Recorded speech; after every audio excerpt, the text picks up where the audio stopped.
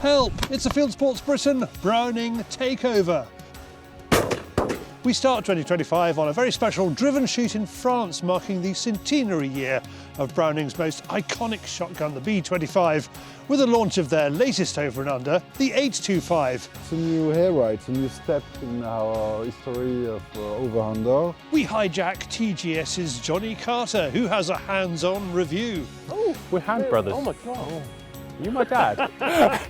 And I bag my first grey partridge in 20 years as we find out what it takes to keep them. It's really complicated.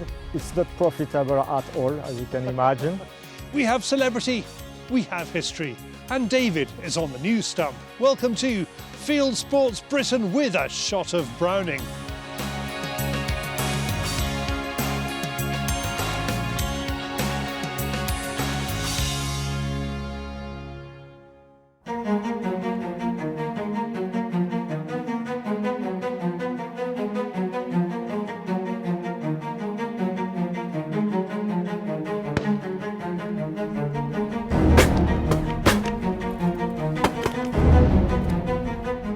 There are product launches and there are product launches, and this has the hallmarks of one to remember.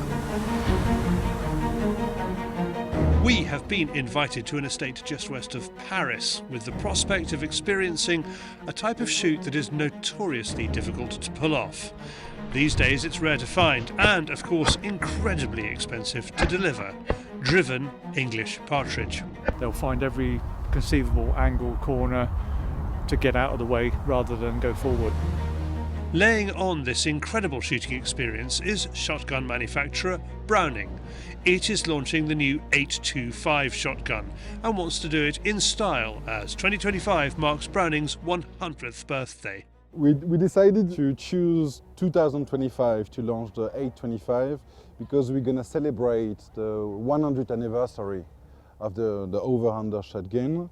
So please compare with the competition. I think it's the full package. Even though we're on a French shooting and hunting estate, the style is English. It's an influence driven by estate manager Thibaut and delivered by an English head keeper, Steve. To get everyone warmed up and for our first feel of the 825, there's an evening clay shooting session. The birds tomorrow will be a lot faster and a lot lower. Johnny Carter gets the measure of them. It's just a bit faster. I mean, it's a lot faster than the sporting gun. I guess is the point.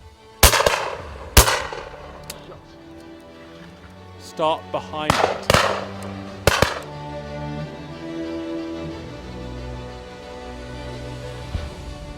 With our belching gun bus warming up, estate manager Thibaut briefs the gathered international shooting journalists before heading off to the first drive.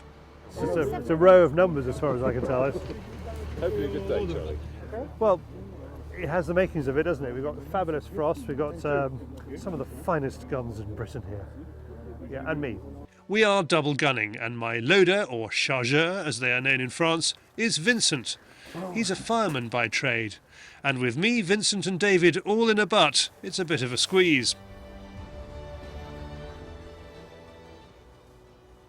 Yeah, it's sort of more Bedfordshire than I expected. I was kind of thinking it might be more, you imagine grey partridge country being Hampshire, Downs, edge of Downs, and this has got a slightly bigger, flatter look about it. But the way they've described how they produce the partridge here, that cover crop is a work of art, and as the guy who runs the place says, it's a hotel for grey partridge. They're all flying off to central Paris. I've just seen just a tiny little covey hop up and hop down again. We don't really have grey partridge like this in the UK, so I don't know what to expect. Maybe if I'd been around in the 1930s I would, but... You were you? Yeah, well, obviously. When was the last time we shot grey partridge? More than 20 years. There are shoots which have grey partridge. There are Arundel Castle, Sandringham, and it requires an enormous effort, and I'm really looking forward to finding out how they produce them in numbers here, because by their own account this is spectacular in terms of how many partridges they've got.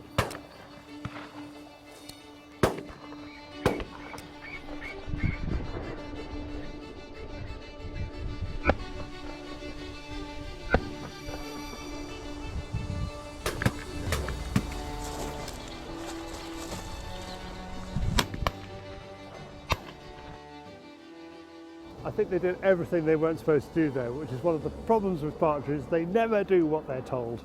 So, big blanking area over there. Obviously the partridges are going to come towards us. No, they head for the Arc de Triomphe, which is that way. So far, so partridge. Once that drive is complete, we stay facing the opposite direction and the beaters bring in the ground from the other side.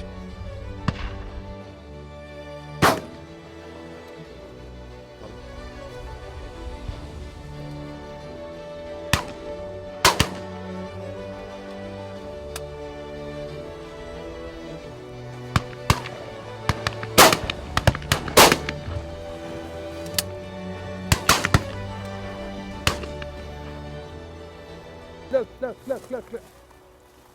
It's not a perfect partridge, but the horn's gone. I got my first partridge, first grey partridge in 20 years. So I just feel I shall sit back and just, and just sit out the rest of the day. I've done what I've come to do. They flew a lot like grouse, not as fast, but the whole experience has been very grousey, and this kind of, I don't know, extraordinary pleasure of knowing that it's grey partridge. I don't know why that should be a thing, but it really is. Merci beaucoup, merci. C'est très gentil, merci beaucoup. Look at that. My bird. I mean, it is absolutely beautiful. What? Ah non, seulement oui, merci beaucoup. It is absolutely beautiful.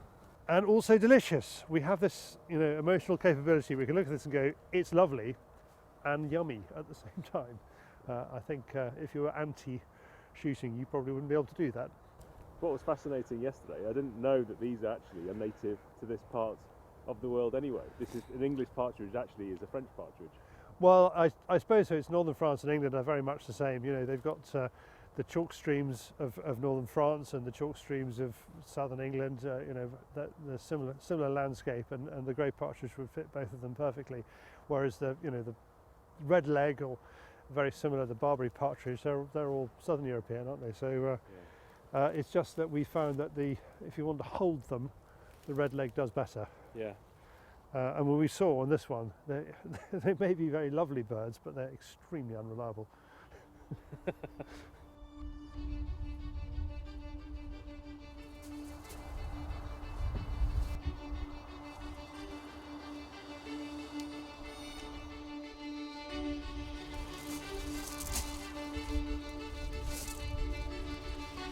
He said they were packing up, but they are really packing up.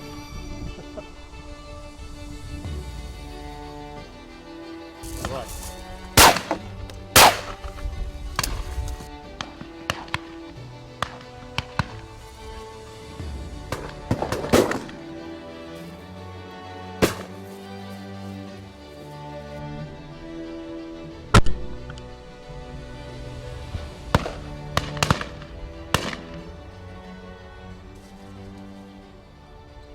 Nice to see you. I mean, what you've done here is absolutely incredible. I've never seen anything like it. No, I mean, I'm sure you sort of sit there going, well, I actually went that way and they should have come back. Really, the amount of partridge you produce, it's amazing. No, we're getting there. It's a work in progress. There they go, look, they're coming back in. Yeah. Wow, look at that. Go around for the next drive, we'll push on now. Yeah, brilliant. Well Could done. have been actually some of that lot that went into this hedge with a bit of luck. Thibaut gives us one of the many important strategies employed by the estate, which they believe is essential for rearing these amazing little game birds. It's their multi-species, multi-layered cover crop strips. The first one is a strip of maize Right. for the cover, winter cover and the food. Yeah. The second one is a strip of sorghum, not very tall, as well winter cover and food. Yeah. This one is a strip of switchgrass, which is similar to your canary grass in UK. Okay. It's a nesting cover. Yes. The next one is a very short grass for the chicks to walk when they are very young. Yes. They don't need a lot of cover. This one is good in the spring because it's wildflowers, so flourishing in the spring and summer. And it does provide insect, which is a key and very important for the chicks. And the last one is lucerne. Lucerne is important for nesting cover, and the additional thing we are doing is we are not spraying the first 15 meters along the game streaks to protect the insect. And so habitat management, we've got one feeder every 100 meters and one drinker every 100 meters because we don't have water during the summer, plus pest control, and here we are. But you put them here in between July and August in chunks, don't you, in coveys? Yeah. How does that work? Yeah, the release program lasts 3 months, between July and early September.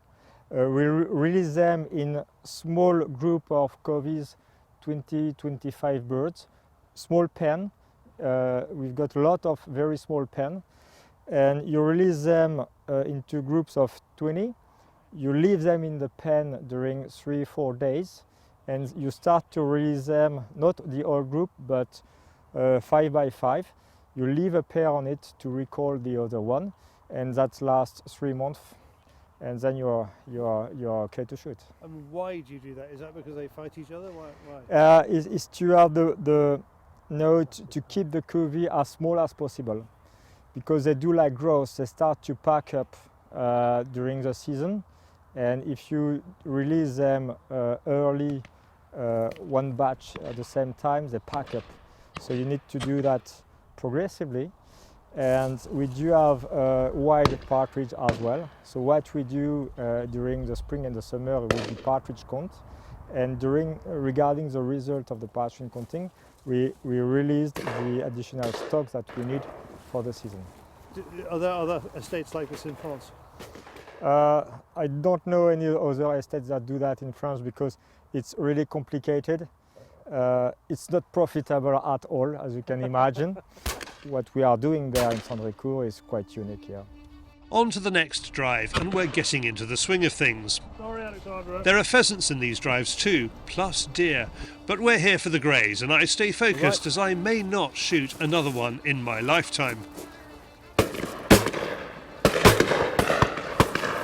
Les deux, avec la caméra. One distraction between drives is David asking me what I think about the new 825.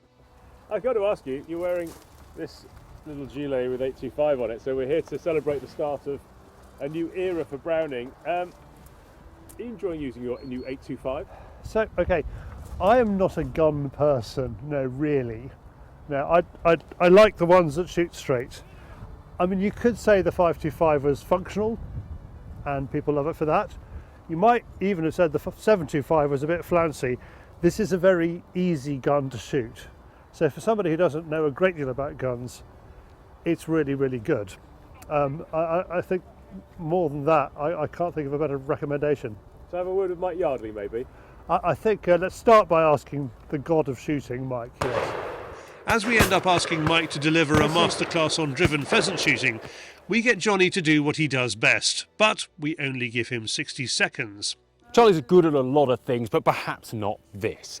Generally speaking, we start at the back and work our way forward. The shape and style of the pad, the quality, style and finish of the wood, the checkering, the grip. The grip on this 825 is about one of the best out-the-box grips I've ever tried for my hands. Obviously hard to get it right. You want it big, but not too big. Too big. Want it too big. But you've got big hands, though. I do have. They're very small for my size. Oh, we're hand brothers. Oh my God. Oh, you my dad. The action is a 725 base action, but with sharpened up parts, improved trigger pulls, different safety style. And they say they haven't done too much to the safety internally, but the new safety catch style just makes that safety feel much tighter and slicker. New top lever, much more improved in terms of ergonomy.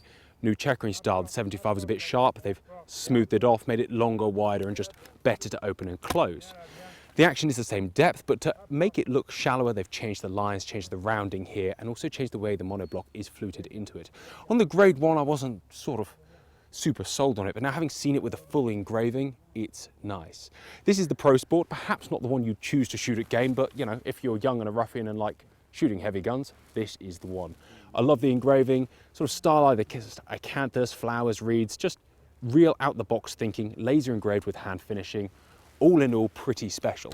To top it all off, a brand new choking system where you can get chokes at every 5 thou. For those of a more conventional thinking, that's every 8th.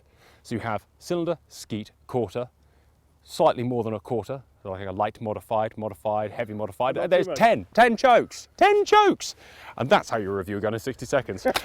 Couldn't have put it better myself, Mr. Carter.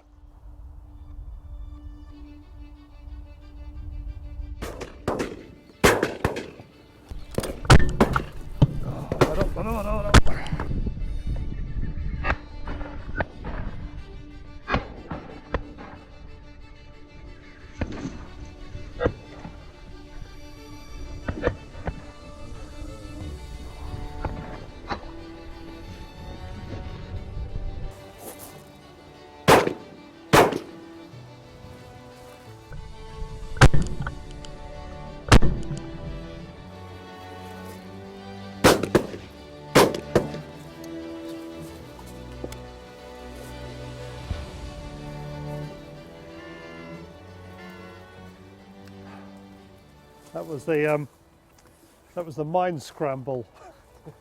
It's where there's one there, there's one there. Vince is putting the cartridge in there. I'm trying to get it over. You know, oh, Gordon Bennett.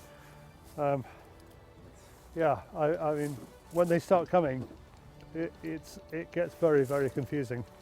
Very confusing. It's also cosy in here, isn't it, with the three of us? It certainly is. I mean, I think our dance moves are getting better, definitely. You know, I sort of do-si-do stave in and then kind of thrust into Vincent, not over here. After the drive, I chat with my neighbouring gun. It's a real treat because actually there aren't many times when you get to shoot in a line with someone Italian on your left and then someone looking like an 18th century Norfolk gentleman on my right, and then she's talking about me. And then also, you know, the Spanish contingent at the end of the line. It's actually rather lovely. It sort of feels as though the common language of hunting in one line, which often we're in our own sort of geographical echo chambers, and so, you know, it's rather nice to see that see what other people do, how they do it, and why they do it. And fundamentally, probably, you know, we're all pretty much the same, just slightly different shooting styles. The best is saved until last. This is a drive I will never forget as long as I live.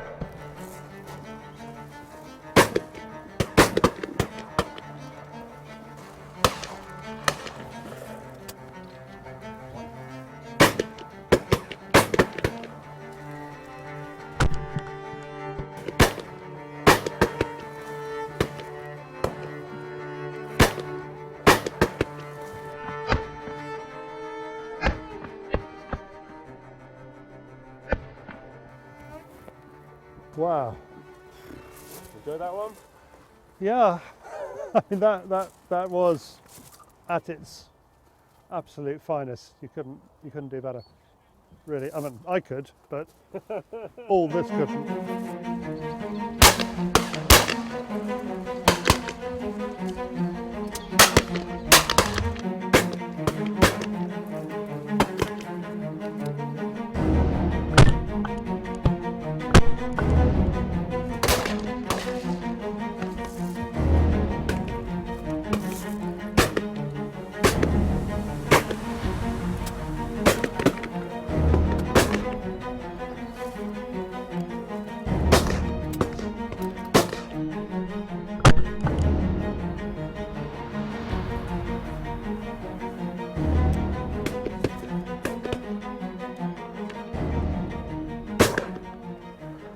And again.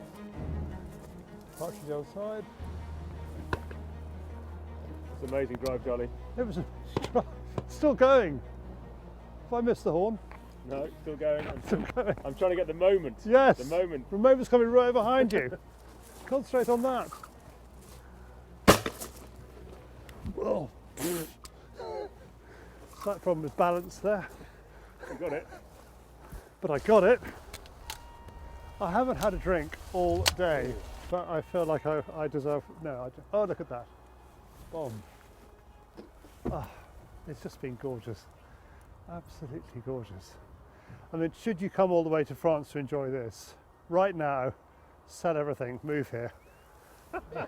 I shoot a few, I miss a few. And what a glorious end to a red-letter day on grey partridge. Even Steve the keeper is weak at the knees. Hold that up and just show us what you can say.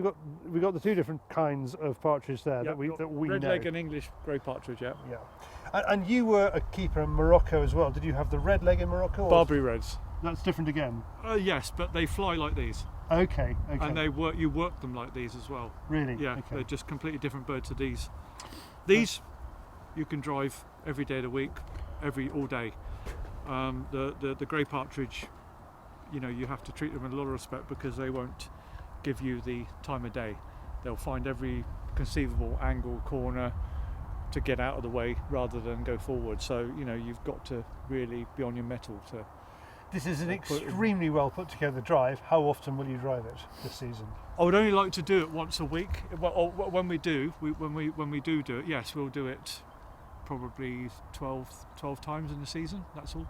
That last drive, you said it was like being a youngster again. Yeah, exactly. I mean, we all suddenly felt like 12-year-olds with the guns. Yeah, I was a boy again, basically, because as I started as a trainee at the age of 15 on a wild grey partridge shoot, basically on the Dorset Downs, and that was driving grey partridge over tall hedges, ash belts, coming over like that, really 30 yards up, and it was normal.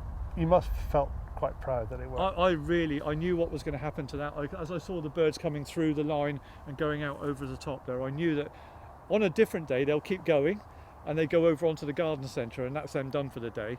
But today I watched them pitch in. That east wind helped on this drive because it just pushed them, settled, and then we got them to come back. And once we got round the back of them, I knew they were ours because they were just going to come straight down the line. So and they did. Yeah, it was fantastic. It was amazing. Thank you, Steve. Spine tingling. That was actually.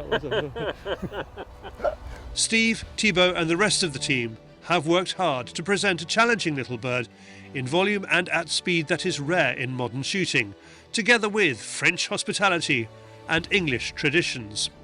Speaking of tradition, Browning celebrates 100 years in 2025 and the new 825 is worthy of that milestone. For more information about the shotgun, go to browning.eu. Thank you all who took part in that. Why do you think we find it so difficult to produce a day like that in the UK? Is it our weather? It is about 5 degrees warmer where we were in France. Is it a deep-seated British belief that grey partridges are too difficult? Are they too difficult? Answers in the comments below, please. Now, this week's Fieldsports Extra competition is for a pair of Kite Optics Ursus 10x42 binoculars priced at £240. Kite Optics is a family-run optics business from Belgium, backed by the might of Browning, so offers a huge range of binos and rifle scopes from the budget end, such as the Ursus, to the high-tech APC stabilised range. You can look up all of them on the Kite website, kiteoptics.com. Become a Fieldsports member, now with insurance, and watch our exclusive members-only show Fieldsports Extra to find out how to enter our free competition to win the Ursus binos. Now, high as a kite, as usual, it's David on the Fieldsports Channel News Stump.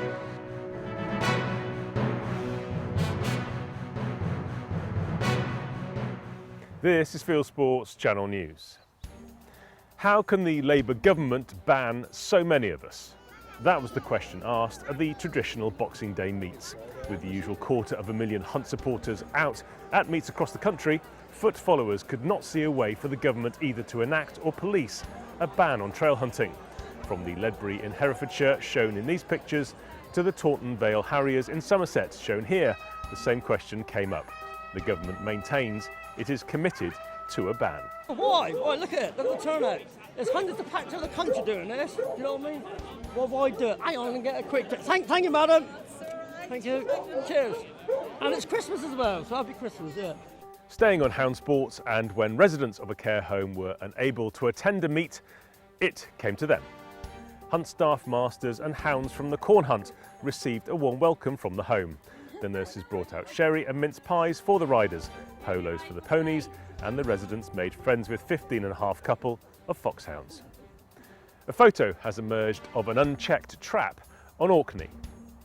It's one of several thousand stoat traps, and locals report it's not been checked for months. The RSPB, which is running the stoat cull on Orkney and legally has to visit all of its traps every day, has not checked this one for 6 months, says one anonymous local, who adds, it was run over by a JCB doing new water pipes in June this year and has never been replaced or taken away.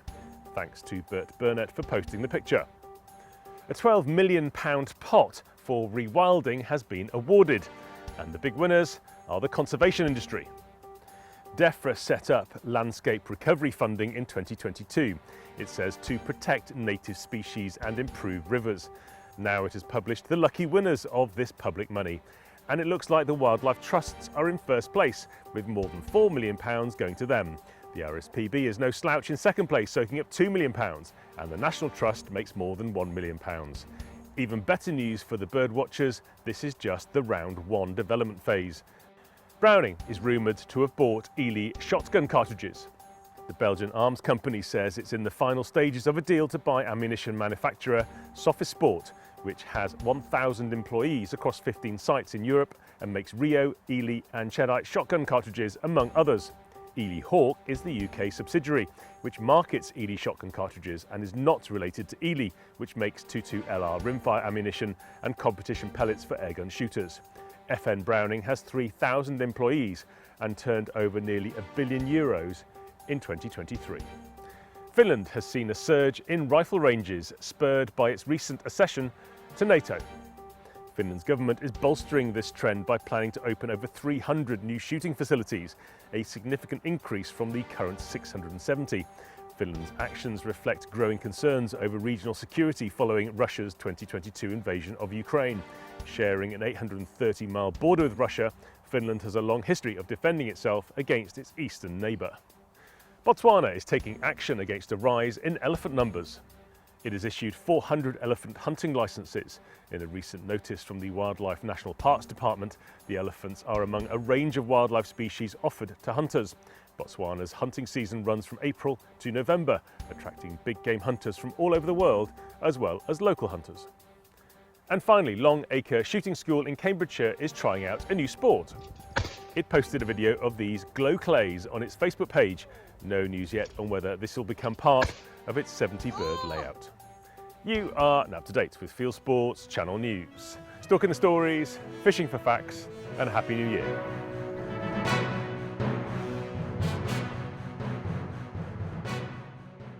Thank you, David, who requests, in the name of John Moses Browning, all viewers to like this video and subscribe to Fieldsports Channel. Thank you. Next, a word from our Raja of Raffles, Steve Competition McGuigan. So this month in Fieldsports competitions, we've got 5,000 Ely cartridge coming up for grabs. That'll last you a few months or a day out with the Chroma. Get yourself involved. fieldsportscompetitions.co.uk. Thanks, Steve. Now, 2025 is Browning's birthday year. John Moses Browning designed the iconic B25 shotgun in 1925. How have the last 100 years gone for them?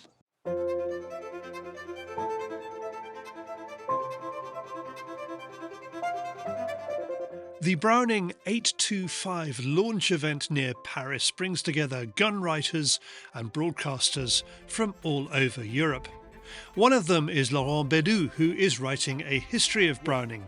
He tells me how John Moses Browning had already rocked the world of shotguns in 1898 with his design for a semi-auto, the A5 or Auto 5.